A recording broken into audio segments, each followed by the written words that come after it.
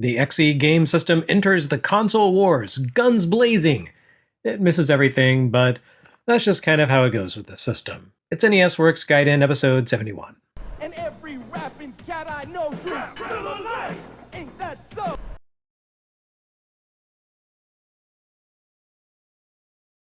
As much as I've bagged on Atari Corp's management over the past few episodes, I do have to give credit where it's due.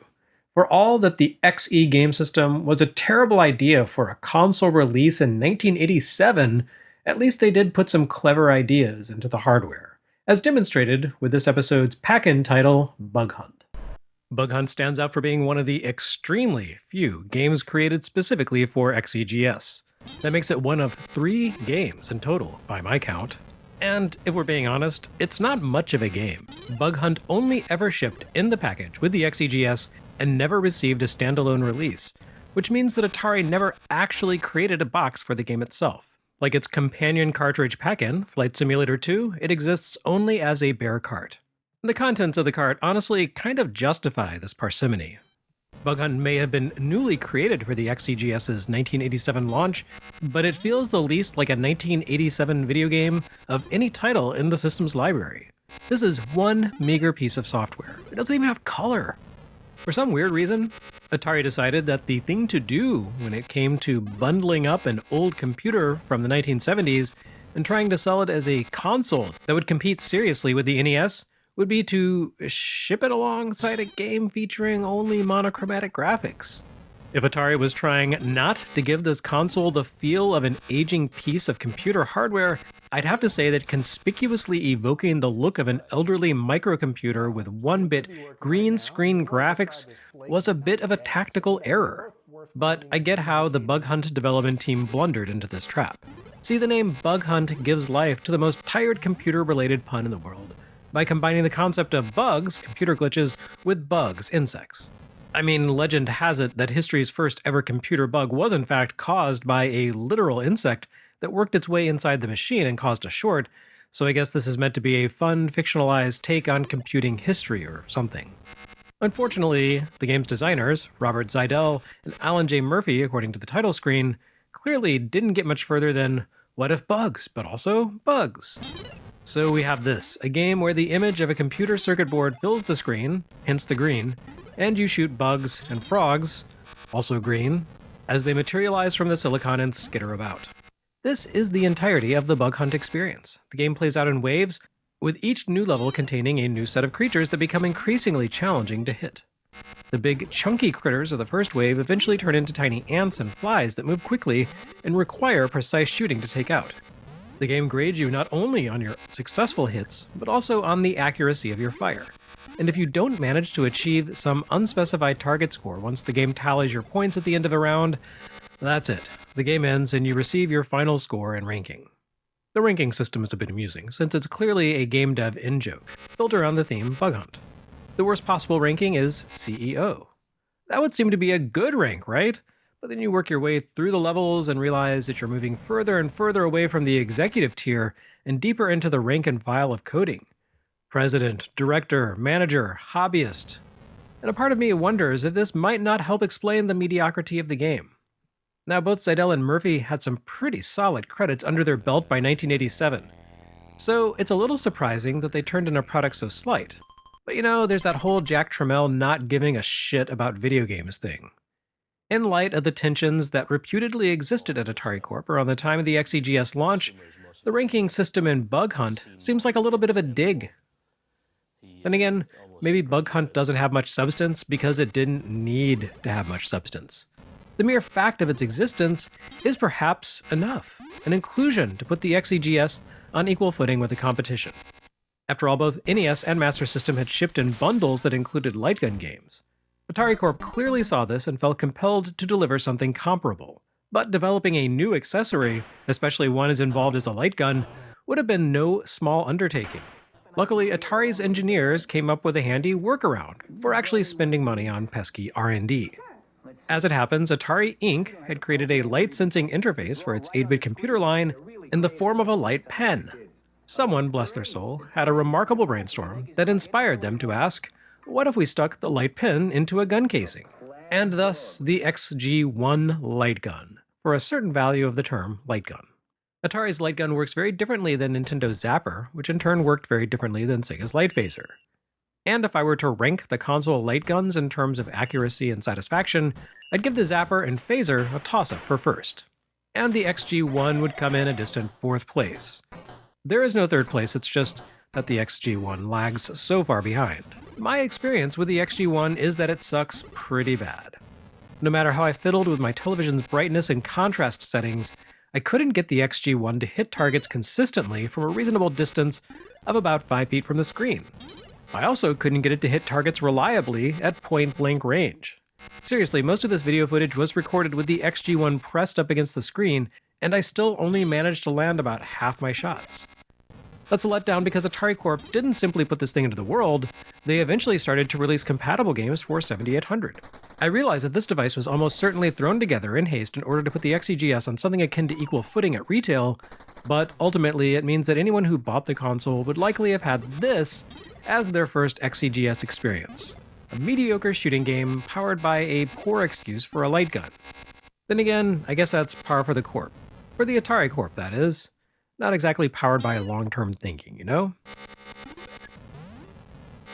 With a few exceptions, like Bug Hunt, the XEGS relied heavily on the existing Atari 800 back catalog, and its library consisted almost entirely of cartridge releases for years-old games that had only previously been available on diskette. The two other games we're looking at this episode, both hailing originally from computer giant Bruderbund, demonstrate both the good and the bad of this approach. In the case of David's Midnight Magic, it means we get to enjoy a classic pinball adaptation on consoles. The original David's Midnight Magic, which took its title from designer David Snyder, helped steer the video pinball genre away from breakout clones and pachinko games with pinball aesthetics, and toward actual simulations of the analog pastime. Originally released in 1982 for Apple II and quickly reworked for competing 8-bit computers, including those by Atari, David's Midnight Magic presented players with a single-table pinball setup that, according to a citation-needed opinion on Wikipedia, closely resembled Williams' Black Knight table from 2 years earlier.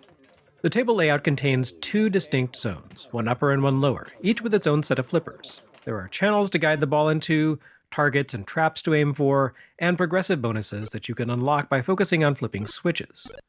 The lower board space is largely empty and makes for a dangerous place for the ball to roll through since very little can impede its rush into the gutter, whereas the upper board contains all kinds of scoring opportunities, but is such a tiny space that you barely have time to track and react to the ball. It's tricky and challenging, like a real table, such as Black Knight. Whatever the aesthetic influence, David Midnight's Magic resembled actual pinball for perhaps the first time in a video game. Along with Bill Budge's Pinball Construction Set and Nintendo's Pinball for Famicom, this was one of a handful of games that set the standard for the genre in the early 1980s. Combine the speed of this game with the structure of Nintendo's pinball, and you more or less have every pinball sim to come along in the 8 and 16-bit eras. I mean, I didn't realize it at the time that I was putting together the early episodes of, say, Gaiden, but I'm pretty sure that Sega Flipper for SG-1000 took direct inspiration from David's Midnight Magic. The two games look and feel far too similar for all of that to be a coincidence.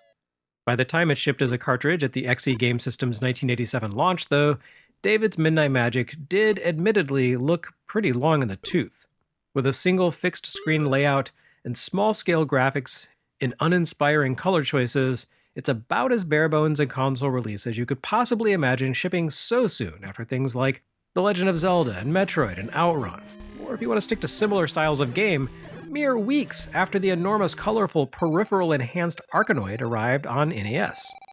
But then, I don't think this was necessarily a game designed to be riveting to 9-year-olds in the first place.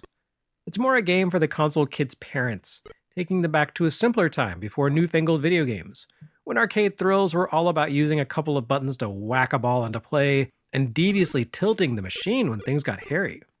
And for them, David's Midnight Magic was probably fine. It's not as though they had a lot of options for pinball play on consoles in 1987. Besides David's Midnight Magic, you had Pinball for NES and Midnight Magic for Atari 2600. And there we see those Atari Corp business instincts kicking into action again, despite the title Midnight Magic is not the same game as David's Midnight Magic. The two do share a lot in common, such as the fact that both have to work on a console that assumes players will use a one-button controller, so you activate flippers by pressing one direction or the other on the joystick, a miserable way to play pinball. But in action, both games look totally different and contain different table layouts. Not that you would know this from seeing the two on shelves. They use the same box art, despite the 2600 box illustration featuring the layout for David's table rather than the newly arranged one made for the 2600 version. And since Midnight Magic shipped first, for the console with an existing install base of millions and an appealing budget price, I can't imagine its existence did a lot to bolster the sales of David's Midnight Magic for XEGS. But still, classic video game, previously available only on diskette, shipped here on a durable solid-state cartridge that will weather the tests of time better than magnetic media. If nothing else, the XE Game System's nature as a second-run physical platform for the best of the Atari 800 library does make it valuable as a haven for classic video game preservation. Atari Corp was actually forward-thinking after all.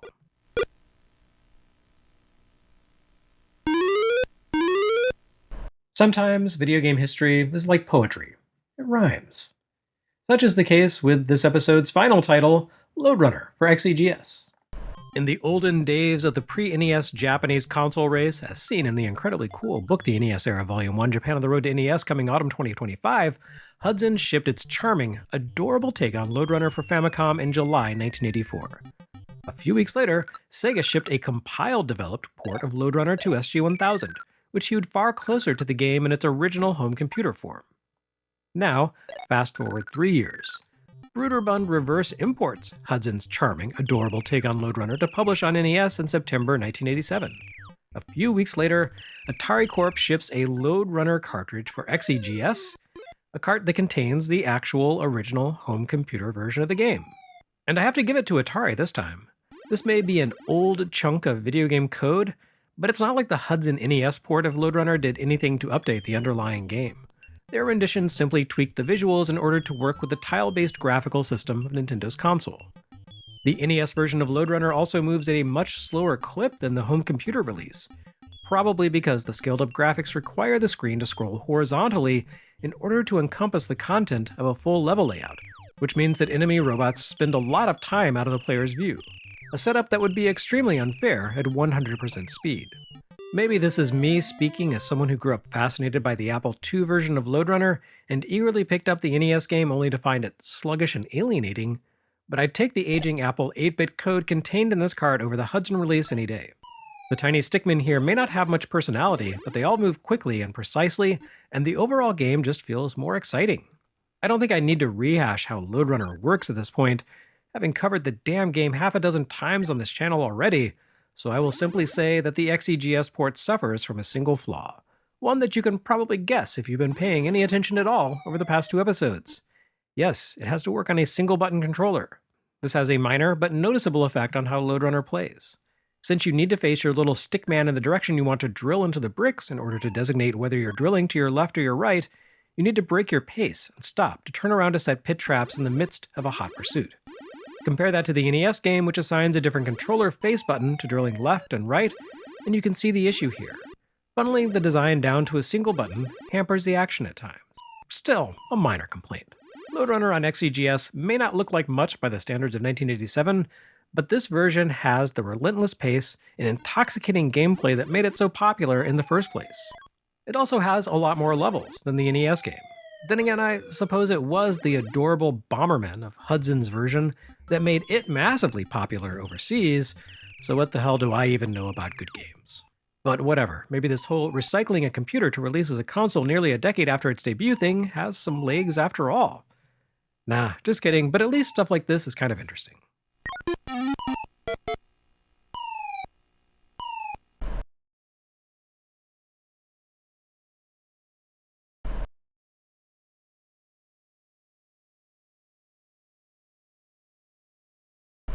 Next time on NES Works Gaiden, there's only so much XEGS one person can handle at a time, so we're going to move on to something completely different.